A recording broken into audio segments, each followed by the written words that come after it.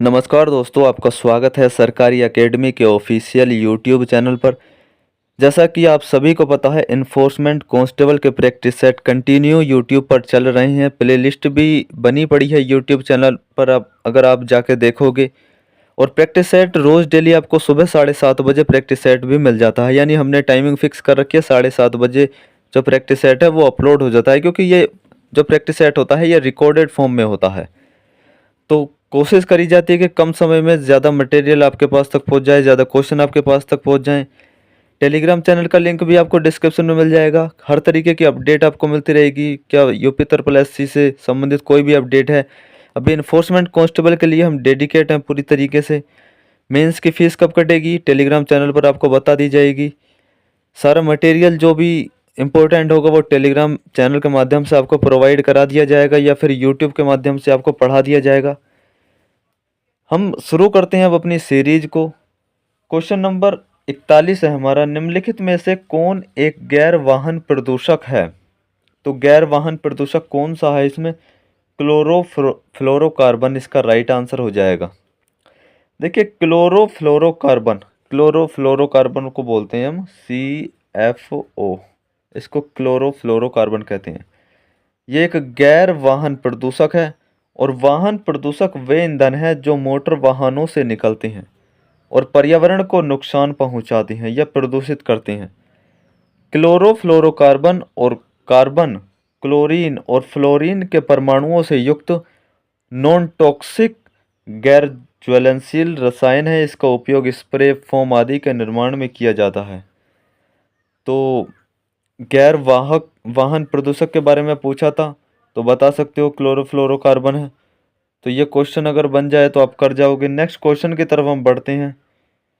Question number 42 वह हमारा, क्या किस प्रदूषक से हृदय वाहिका प्रणाली प्रभावित होती है? तो कार्बन मोनोऑक्साइड से। देखिए, कार्बन मोनोऑक्साइड से हृदय वाहिका प्रणाली प्रभावित होती है, और हृदय वाही रोग विशेषतः कंठशूल के लक्षणों को तीव्र करता है। नेक्स्ट क्वेश्चन की तरफ बढ़ते हैं। हमारा नेक्स्ट क्वेश्चन क्या है? क्वेश्चन नंबर हमारा 43 है, क्या पेट्रोल डीजल आदि के दहन मूल स्रोत क्या हैं? तो वायु प्रदूषण का। यानी जब पेट्रोल डीजल जलता है तो उससे क्या होता है? जल प्रदूषण थोड़ी होगा, या भू प्रदूषण या ध्वनि प्रदूषण थोड़ी होगा, उससे वायु प्रदूषण होगा। क्योंकि जो जब पेट्रोल और डीजल जलेगा आपके वाहन में, तो वो धुएं के रूप में साइलेंसर के माध्यम से निकलेगा, तो उससे वायु प्रदूषण होगा। देखिए, पेट्रोल और डीजल दहन का मूल स्रोत वायु प्रदूषण है।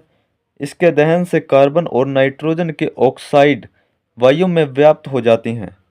जब मानवीय या प्राकृतिक कारणों से वायुमंडल में उपस्थित गैसों के निश्चित अनुपातों में अवांछनीय परिवर्तन को वायु प्रदूषण कहते हैं। तो ज़्यादा अपने दिमाग पे जोर मत देना कि कंपटीशन कैसा रहेगा, या फिर क्वेश्चन भाई अब कुछ नहीं हो सकता, बहुत कुछ हो जाएगा। 20-20 क्वेश्चन अगर इस प्रैक्टिस सेट के करे जाओगे तो भी आप बहुत कुछ कर जाओगे, और लास्ट टाइम पर मैराथन देखने को मिल जाएंगे आपको। तो मैराथन क्लासों में सभी कुछ कवर हो जाएगा, बहुत कम समय में कवर हो जाएगा। बस आप भरोसा करके इन प्रैक्टिस सेट को आप करते रहो। मैराथन क्लासेस आपको मिल जाएंगी, हर एक टॉपिक की अलग अलग मैराथन क्लास मिलेगी।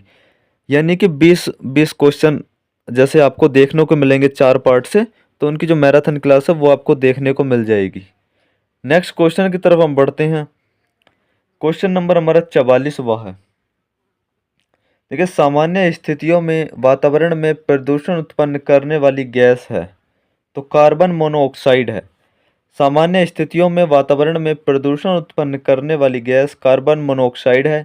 वातावरण में कार्बन मोनोऑक्साइड उत्सर्जन का 50% ऑटोमोबाइल के कारण होता है। 50% किसके कारण होता? ऑटोमोबाइल के कारण। ऑटोमोबाइल का मतलब जो भी ये गाड़ियाँ वगैरह चलती हैं, इनके कारण 50% कार्बन मोनोऑक्साइड का उत्सर्जन होता है। कार्बन मोनोऑक्साइड वायुमंडल में कम समय के लिए रहती है तथा इसका ऑक्सीकरण कार्बन डाइऑक्साइड में हो जाता है। इस गैस का जो सर्वाधिक उत्पादन है परिवहन क्षेत्र से होता है, वो हम चर्चा कर ही चुके हैं। यानी परिवहन क्षेत्र में जो भी गाड़ियां वगैरह चलती हैं उन सब से होता है। क्वेश्चन नंबर 45 है हमारे, क्या वाहनों में पेट्रोल के जलने से निम्न धातु वायु को प्रदूषित करती है? यानी कौन सी धातु ऐसी है जो वायु को प्रदूषित करती है जब वो पेट्रोल के रूप में जलती है। तो इसका सही आंसर हो जाएगा लेड। देखिए, वाहनों में पेट्रोल के जलने से वायु को लेड प्रदूषित करता है। लेड को इंजन में नॉकिंग रोकने के लिए प्रयुक्त किया जाता है। जो आपका इंजन होता है गाड़ी का, तो उसमें जो नॉकिंग होती है उसे रोकने के लिए लेड का यूज किया जाता है। लेड एक वायु प्रदूषक है जिससे कई गंभीर स्वास्थ्य परिणाम हो सकते हैं। तो इंजन से संबंधित भी अगर आपसे क्वेश्चन बनेगा तो आप उस क्वेश्चन को भी कर जाओगे दोस्तों। क्वेश्चन नंबर 46 है, निम्नलिखित वायु प्रदूषकों में से कौन रक्त धारा को दुष्प्रभावित कर मौत उत्पन्न कर सकता है?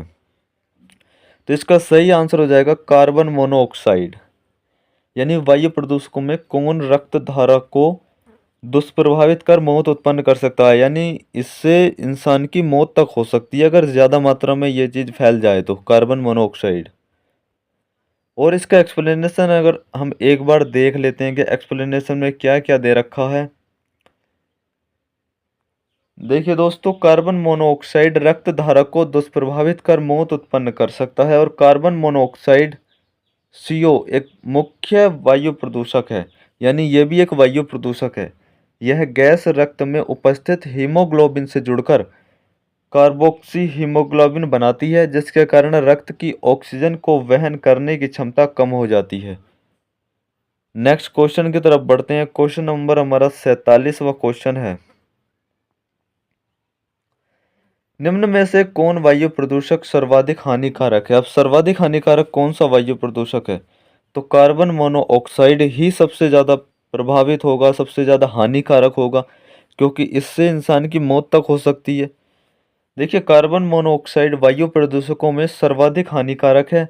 यह गैस हीमोग्लोबिन से जुड़कर कार्बोक्सी हीमोग्लोबिन बनाती है। ये जो गैस होती है वो हीमोग्लोबिन, आपको पता होगा कि हमारे रक्त में होता है।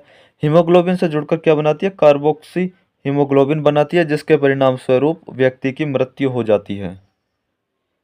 नेक्स्ट क्वेश्चन की तरफ बढ़ते हैं। क्वेश्चन नंबर 48 है हमारा, CNG का मुख्य घटक क्या है? तो देखिए, CNG का अगर मुख्य घटक की बात करें तो CH4 यानी मेथेन है।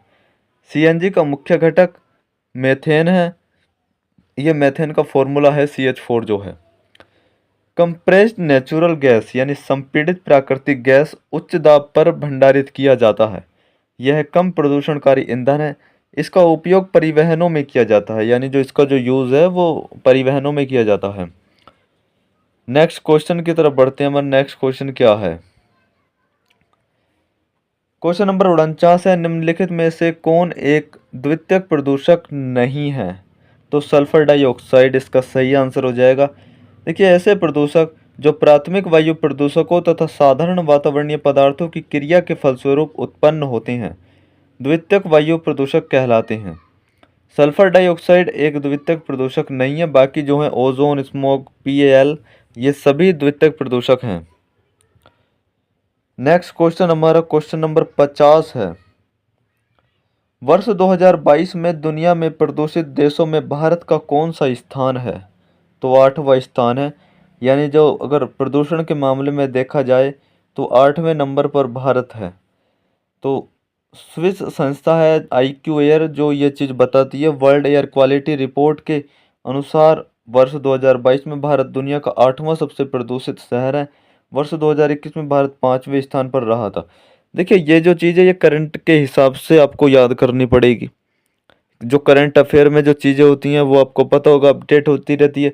ये 2022 का इसमें दे रखा है, तो आपको जो याद करके जाना है वो 2023 का याद करके जाना है। देखो, पूछने को 2022 का भी पूछ सकता है, क्योंकि करंट का भी ये मत मानो क्या लेटेस्ट ही पूछेगा, 2-2 3-3 साल पहला भी पूछ ले सकता है। तो 2021 में 5वें नंबर पर था भारत प्रदूषण के मामले में, और जी 2022 में 8वें नंबर पर हो गया। जो भी रिपोर्ट आती हैं, जो करंट अफेयर से रिलेटेड क्वेश्चन है उसको सर्च करके देख लो, क्या अभी जो भारत की रैंक है 8वीं है या फिर 7वीं है या 9वीं है, इस तरीके से आप देख सकते हो। क्वेश्चन नंबर 51 है, IQ एयर की वर्ल्ड एयर क्वालिटी रिपोर्ट के अनुसार वर्ष 2022 में ऊपर के 20 प्रदूषित शहरों में से कितने शहर भारत में शामिल हैं? तो ये क्वेश्चन नंबर बी सही हो जाएगा। 51 का 14 शहर। देखिए, टॉप 20 शहर प्रदूषण के मामले में थे। 2022 में जब 8वें नंबर पर भारत की रैंक थी, तो उसमें 14 शहर ऐसे थे जो भारत के थे प्रदूषण के मामले में। नेक्स्ट क्वेश्चन की तरफ बढ़ते हैं। हमारा नेक्स्ट क्वेश्चन है क्वेश्चन नंबर 52। देखिए क्वेश्चन नंबर 52 है हमारा, विश्व के प्रदूषित राजधानियों में भारत की राजधानी दिल्ली किस स्थान पर है? तो दूसरे स्थान पर है, यानी दिल्ली में इतना प्रदूषण है कि वो दूसरे स्थान पर है। नेक्स्ट क्वेश्चन की तरफ बढ़ते हैं। क्वेश्चन नंबर हमारा जो है 53 वो है। देखिए ऐसे जो क्वेश्चन है, जो भी ईवी से संबंधित जो भी करंट अफेयर में चीज़ें चल रही होंगी, या फिर जो इस टेक्नोलॉजी से संबंधित चीज़ें चल रही होंगी, प्रदूषण से संबंधित चीज़ें चल रही होंगी, ध्वनि प्रदूषण, वायु प्रदूषण पे ज़्यादा फोकस किया जाता है। उसमें ही इंडेक्स निकाले जाते हैं, भारत की रैंक क्या है, या फिर भारत में भी किस राज्य की जो रैंक है वो क्या है। तो और राज्य में भी जो ज़िले होते हैं, जैसे आपको पता होगा उत्तर प्रदेश किस रैंक पर है, और उत्तर प्रदेश में आपको पता होगा मुरादाबाद जो है वो प्रदूषण के मामले में जो है टॉप पर है। क्वेश्चन नंबर 53 की तरफ बढ़ते हैं। क्वेश्चन नंबर 53, विश्व का सबसे प्रदूषित शहर कौन सा है? तो विश्व का सबसे जो प्रदूषित शहर है वो चाड है। देखिए सबसे प्रदूषित देश चाड है, और तथा सबसे कम प्रदूषित शहर लाहौर, पाकिस्तान का लाहौर है सबसे कम प्रदूषित शहर। नेक्स्ट क्वेश्चन की तरफ बढ़ते हैं। क्वेश्चन नंबर 54 है हमारा, ग्रीन मफलर क्या है? तो ग्रीन मफलर क्या है? जाड़े के दिनों में सर्दियों से बचने के उपाय? नहीं, ये नहीं है ग्रीन मफलर। वृक्षारोपण कर ध्वनि प्रदूषण कम करने का उपाय?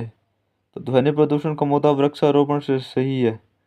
एक प्रकार की हरी पट्टी? गलत। उपयुक्त में से कोई नहीं, ये भी गलत है, तो ऑप्शन बी हो जाएगा। देखिए ग्रीन मफलर जो है अधिक आबादी वाले या ध्वनि प्रदूषण वाले क्षेत्र, जैसे सड़कों के किनारे, औद्योगिक क्षेत्रों और राजमार्गों के आसपास के रिहायशी इलाकों में 4 से 6 पंक्तियों में वृक्षारोपण कर ध्वनि प्रदूषण को कम करने की एक तकनीक है।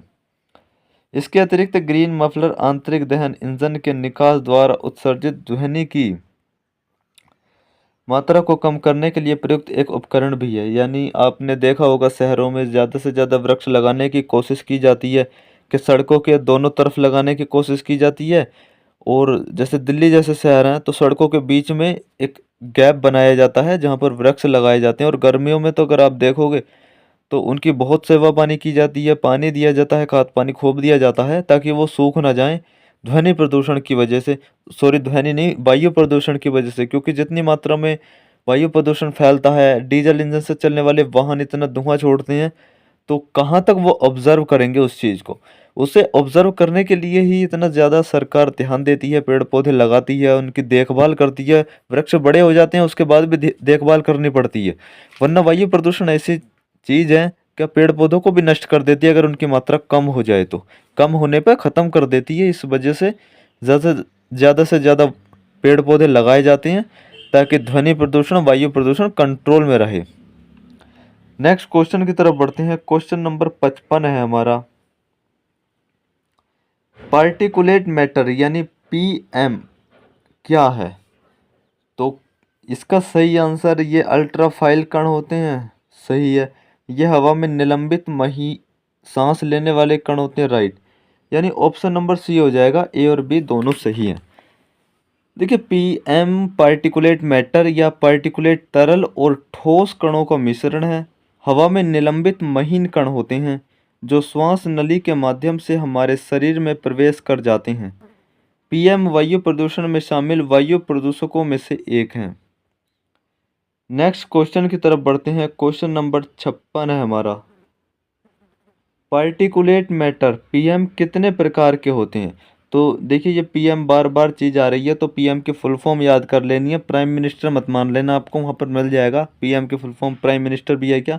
तो पीएम की फुल फॉर्म, इतनी आसान फुल फॉर्म पहली चीज़ तो पूछी भी नहीं जाएगी। तो इसकी फुल फॉर्म है पार्टिकुलेट मैटर। देखिए पार्टिकुलेट मैटर कितने प्रकार के होते हैं? 3 प्रकार के। पार्टिकुलेट मैटर 3 प्रकार के होते हैं। पहला, ये अल्ट्राफाइन कण होते हैं जिनका आकार 1 माइक्रोन या उससे भी कम होता है। और जी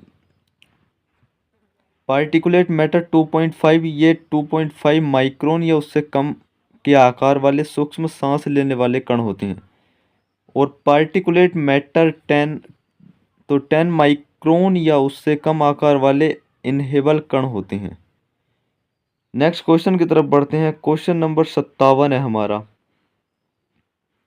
पीएम का कौन सा स्तर स्वास्थ्य माना जाता है? तो कौन सा स्तर स्वास्थ्य माना जाता है? पीएम 2.5।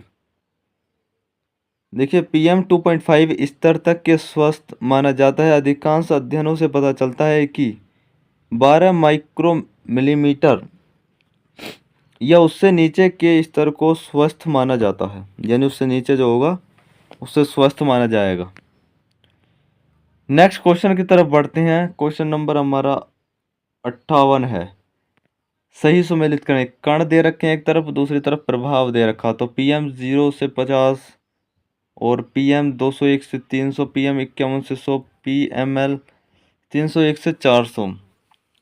तो ये इस बारे में ये चीज़ें दे रखी हैं। तो इसके एक्सप्लेनेशन में हम देखें तो सही सुमेलित करने को पूछा गया है, यानी मिलान करने हैं आपको।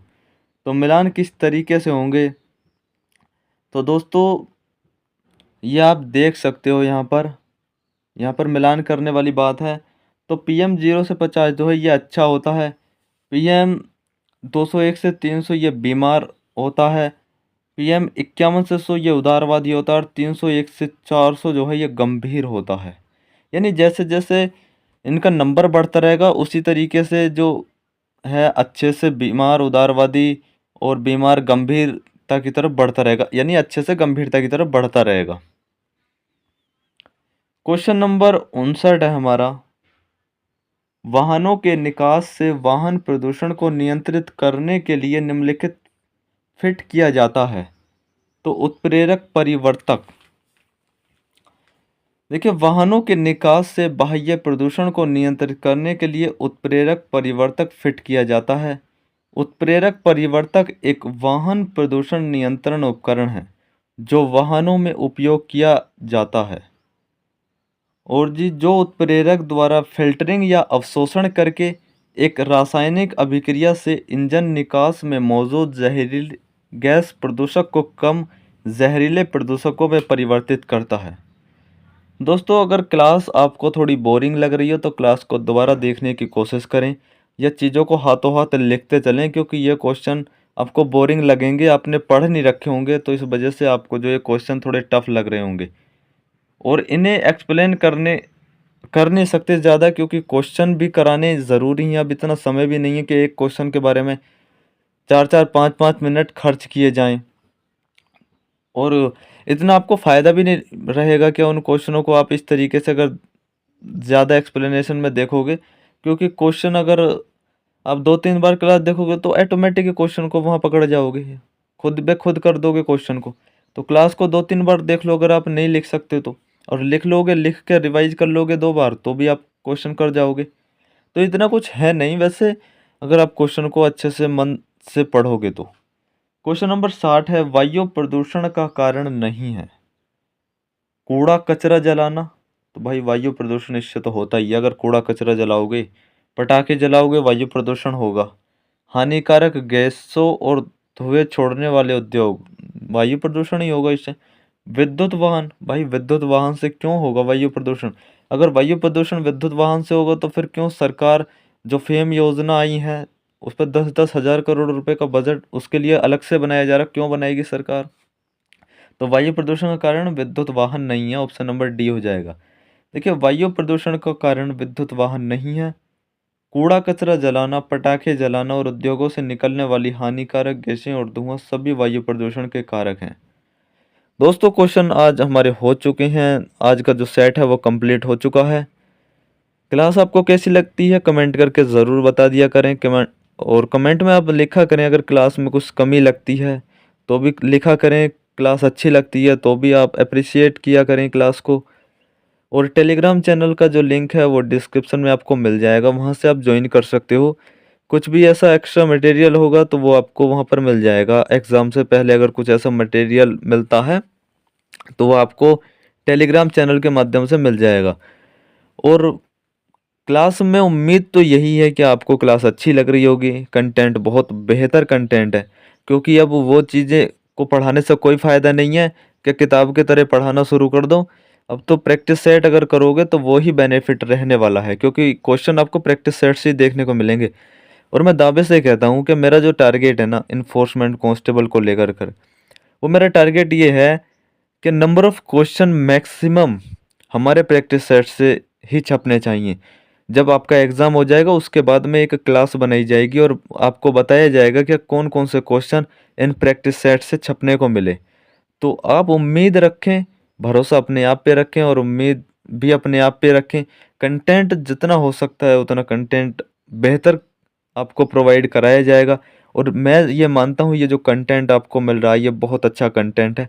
इससे बेहतर कंटेंट मार्केट में भी आपको नहीं मिलेगा देखने को, क्योंकि चीज़ों को घुमाने से कोई फ़ायदा नहीं होता है। घुमा के पढ़ा रहे हैं चीज़ों को तो उससे कोई फ़ायदा नहीं है। हम सीधा सीधा कंटेंट आपके सामने रख रहे हैं, आपको अगर अच्छा लगेगा आप देखोगे, और उम्मीद तो यही है कि आपको कंटेंट बहुत ज़्यादा अच्छा लग रहा होगा। तो आज की क्लास में इतना ही था। धन्यवाद दोस्तों।